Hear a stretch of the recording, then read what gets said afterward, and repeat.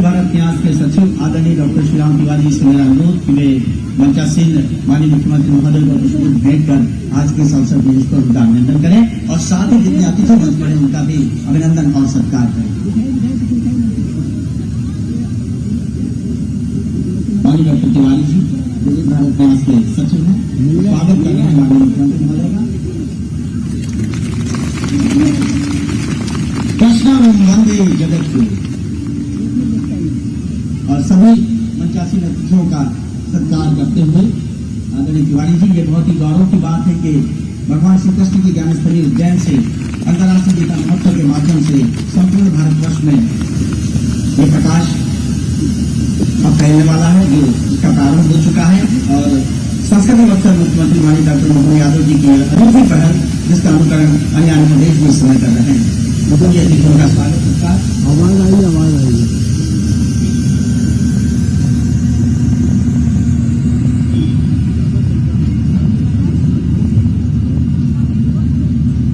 अपने जीवन को परिष्कृत करने के लिए, अपनी प्रज्ञा प्रतिभा को और बढ़ाने के लिए श्रीमद् भागवत गीता से बढ़कर कुछ भी नहीं है। मैं सभी का स्वागत करते हुए, समय की अपनी व्यवस्था है, मैं बहुत आदर के साथ माननीय मुख्यमंत्री महोदय से प्रार्थना कर रहा हूं कि वे अपने आशीर्वचन से, उद्बोधन से हम सबको प्रदान करें।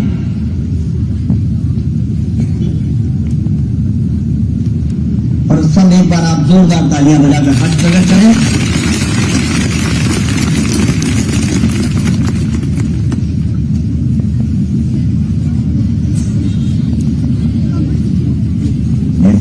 के पावन अवसर पर वैसे तो मोक्षदा एकादशी भी है, परंतु जी स्वामी जी की चरणों में प्रणाम जोरदार पूरे देश का एक बार कर रहे। कृष्ण वंदे जगत गुरु, ये मध्यप्रदेश की धरती उज्जैनी अवंतिका कई कारणों से, कई प्रकार के ऐसे ऐतिहासिक उदाहरणों से, घटनाओं से, इतिहास से हर काल में हर एक बार गौरवान्वित होती आई। ऐसी 5000 साल पहले भगवान कृष्ण के जन्म के साथ कंस को मारने के बाद भगवान ने शिक्षा ग्रहण करने के लिए उज्जैनी की तरफ कदम बढ़ाए और यहाँ का सांदीपनी आश्रम एक अलग प्रकार के आनंद में भर गया। वो एहसास उस काल के लिए भी हमारे लिए गौरवान्वित करने वाला है, जब अमीर गरीब सबके लिए हमारे आश्रम खुले होते, सबको समान रूप से शिक्षा मिलती, तो एक अलौकिक व्यक्तित्व और एक बहुत अलग प्रकार के घटनाक्रम से निकल के आने वाले भगवान कृष्ण बलराम वो भी शिक्षा पा रहे हैं, और एक उनके मित्र सुदामा जिनके बारे में बताने की जरूरत नहीं, वो अपनी विपन्नता के बावजूद भी उसी आश्रम में शिक्षा ग्रहण कर रहे हैं। और हमारे लिए उस घटनाक्रम के भी कई इतिहास, लेकिन भगवान कृष्ण के जीवन की तरफ अगर देखें तो वो हमको सदैव प्रेरणा देते हैं। भगवान अपने जन्म के पहले की घटना तो उनको कैसे मालूम होगी, लेकिन उनके भगवान के माता पिता ने जितने कष्ट सहे वो हमको सबको अलग अलग ग्रंथों से, कथा से, कई जगह से, हमारे तमाम संत वृंद के मुखारविंद से सुनने में आता। लेकिन इन कष्टों के बाद भी भगवान जब अपना जन्म लेकर के आते हैं और बचपन से ही सारे संघर्षों से विजय पताका फहराते हुए कष्टों में मुस्कुराना, वो कालिया नाग के ऊपर कोई कर सकता तो कन्हैया ही कर सकते। हमारे लिए वो इतिहास की अद्भुत घटना है, हमारे लिए वो सदैव प्रेरणा देता रहे। सांप के फन पे कोई नृत्य करे और मुस्कुराए, ये तो कन्हैया ही कर सकते। और कंस को मारने के बाद कुर्सी के बजाय पढ़ने को महत्व देना, ये हमारे विद्यार्थियों के लिए, सबके लिए जीवन में सबक है कि वो न केवल शिक्षा के प्रति अपना भाव बढ़ाते हैं, बल्कि एक तरह से जब शिक्षा दिखती है तो कुर्सी भी तैयार थी, सिंहासन भी तैयार थी। वो कंस का राज्य भी छोटा मोटा नहीं था, लेकिन कुर्सी पे न बैठते हुए शिक्षा की महत्ता क्या है, और ये बता भी दिया उज्जैन ने कि जब वो शिक्षा ग्रहण करने आए तो उज्जैन का विद्यार्थी एक आश्रम से आचार्य सांदीपनि से शिक्षा ग्रहण करते हुए किस प्रकार का व्यक्तित्व दुनिया देखती है, और आचार्य सांदीपनि के शब्दों में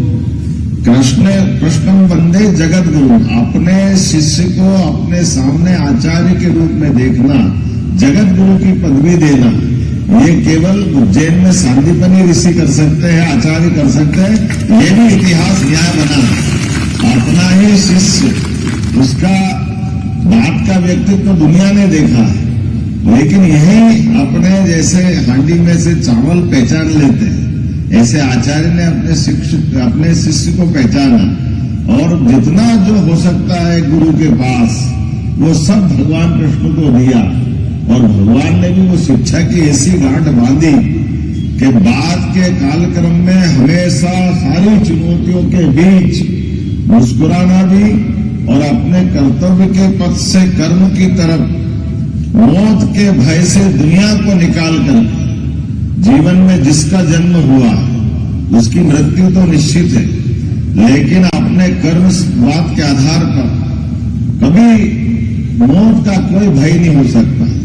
सदैव धर्म मार्ग के चलने के लिए, और उनके माध्यम से तो दुनिया ने भारत का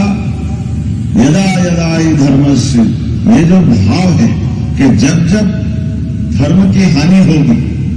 अधर्म बढ़ेगा, तो हमारे यहां परमेश्वर स्वयं आएंगे, और परमेश्वर आकर के इस दुनिया में पुनः धर्म की स्थापना करेंगे, सत्कर्मों की स्थापना करेंगे, मानवता की स्थापना करेंगे, और सृष्टि के संचालन में हमारे उस मूल वेद वाक्य के आधार पर, जिसको हम वसुदेव कुटुंबकम के नाम से भी जानते हैं। इसलिए चाहे अर्जुन का मन का भय हो या नरकासुर का अन्याय हो, भगवान के साथ कई प्रकार के ऐसे घटनाक्रम जुड़े हैं जिसके आधार पर, और कई घटनाक्रम की तो जानकारी छूटी जाती है। भगवान ने अपने जीते जी अगर द्वारका से बाहर कदम बढ़ा करके अपना समय पहचान लिया, तो भगवान ने अपनी द्वारका में अपने शिष्य को भी, या भगवान ने अपने जीते जी अगर द्वारका से बाहर कदम बढ़ा करके अपना समय पहचान लिया, तो भगवान ने अपनी द्वारका में अपने शिष्य को भी या अपने पुत्र को भी द्वारका की गद्दी नहीं दी। इसीलिए सच्चे अर्थों में भगवान तो जनतंत्र के नायक भी है, गणतंत्र के नायक भी। मुझे नहीं मालूम, वैसे विद्वान बताएंगे कि द्वारका में भगवान कृष्ण की अपनी लीलाएं समाप्त होने के बाद उन्होंने अपनी द्वारका की व्यवस्था में अपने वंश में किसी को गद्दी पे नहीं बिठाया। और ये बात दूसरी प्रकार से है, जैसे महाभारत के भीषण युद्ध में भी सब जानते कि कृष्ण भगवान के होते हुए पांडव की जीत हुई, लेकिन इस जीत में अगर कोई ध्यान से देखे तो ध्यान से क्या दिखता है, एक तरफ कौरवों की सेना है, एक तरफ पांडवों की सेना है, जो जिधर से लड़ रहा है उधर से संघर्ष हो रहा है। लेकिन भगवान कृष्ण के लिए देखो, एक तरफ वो खड़े हैं, एक तरफ उनकी पूरी सेना खड़ी है, और कौरवों के साथ भगवान कृष्ण की सेना तो किसकी कीमत चुका दी? भगवान कृष्ण की सारी सेना कौरवों के बजाय कौरवों के साथ, उनका अगर कौरवों के 100 भाई में से 100 मरे तो 100 मरे वो अपना युद्ध के कारण से मरे होंगे, लेकिन भगवान के मन पे तो ये अंदाज लगा लो, उनकी इतनी बड़ी सेना, उनके सेना नायक, और ऐसी सेना जो जीवन भर उनको अजय बना के रखती थी। कभी भी भगवान कृष्ण ने कोई युद्ध नहीं हारा। ऐसे में उनके सारे सेना नायक सेना कौरवों के साथ अपना जीवन पूरा करती है। लेकिन भगवान का मन कितना पक्का होगा, जिन्होंने कहा कि जिसका जन्म हुआ है उसके साथ कर्म जुड़ते हैं और सबका समय आता है। तो अपनी सेना और सेना नायक को कभी मन में तो प्रश्न आता ही होगा कि कोई तो भगवान से कहेगा हम तो आपके आर्डर से ही सामने खड़े, हमने मर्जी थोड़ी सुनी, लेकिन आपके उस भाव के आधार पर आपने कहा सेना उधर रहेगी, हम इधर रहेंगे, हमने तो आर्डर का पालन किया। लेकिन भगवान के रथ संचालन करते करते उनके बड़े बड़े सेना नायक भी अगर शरीर छोड़ रहे होंगे तो भगवान की तरफ निगाह से देख रहे हो तो भगवान के मन पे क्या बीत रही होगी। यही कर्मवाद के आधार पर भगवान अपना विराट व्यक्तित्व का जीवन भर अलग प्रकार से देखते रहे। इसी को हम भगवान कृष्ण को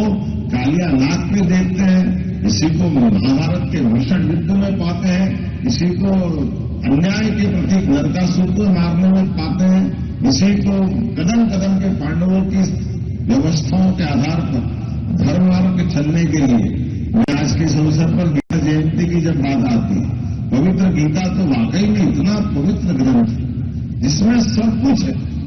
गीता जी के लिए वाकई गीता से बढ़ के कोई ग्रंथ नहीं। अंतर्राष्ट्रीय गीता महोत्सव मध्य प्रदेश सरकार की तरफ से लाने के लिए मैं हमारे अपने यशस्वी प्रधानमंत्री का जोरदार अभिनंदन करें, श्रीमान नरेंद्र मोदी जी, जिनके माध्यम से 2020 में शिक्षा नीति पुनः संशोधित रूप में आई और इस संशोधित रूप से आने के बाद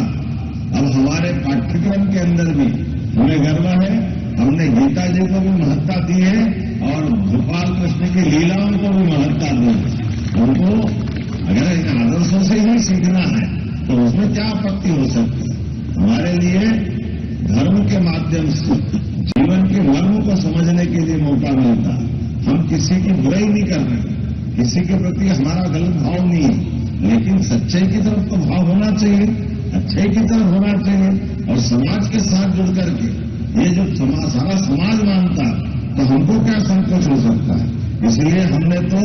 इसी भक्ति योग, ज्ञान योग, कर्मयोग, सारी चीजों के सार अगर कहीं मिलता है तो गीता जी के माध्यम से मिलता है। तो सच में गीता तो वो किताब है जो हर स्कूल के बस्ते के अंदर होना चाहिए, हर बच्चे के साथ होना चाहिए, ये हमारा सौभाग्य होना चाहिए। गीता जी के माध्यम से हमारी पीढ़ी, आने वाली पीढ़ी और खासकर तो लाइफ बैलेंस करने के लिए वाकई अद्भुत है। जितना प्रैक्टिकल ज्ञान गीता जी देती है,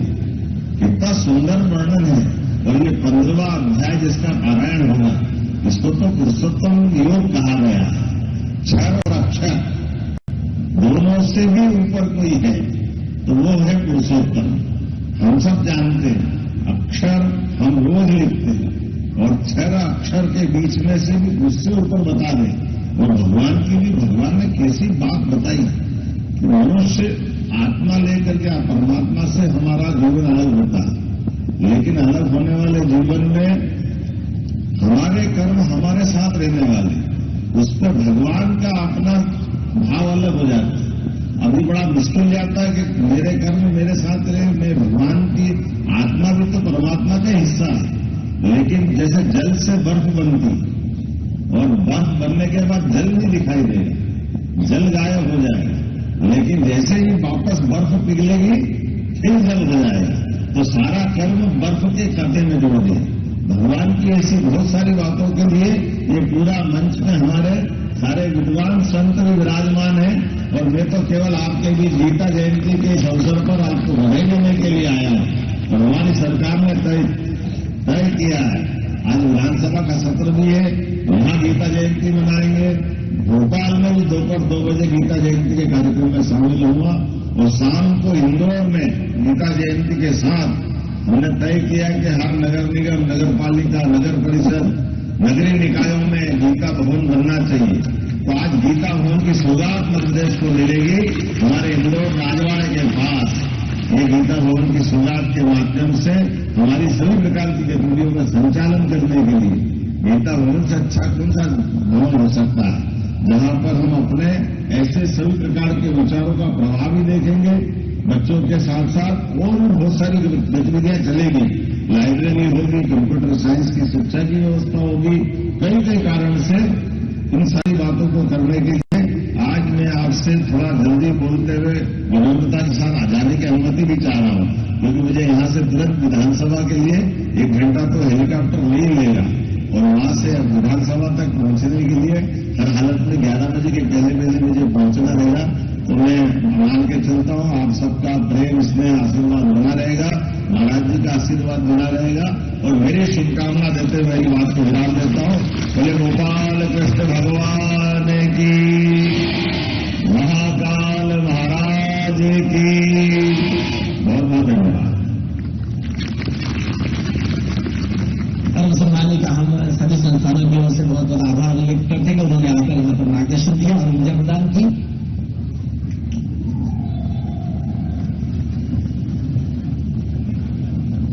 दो मिनट के लिए एक श्लोक के बाद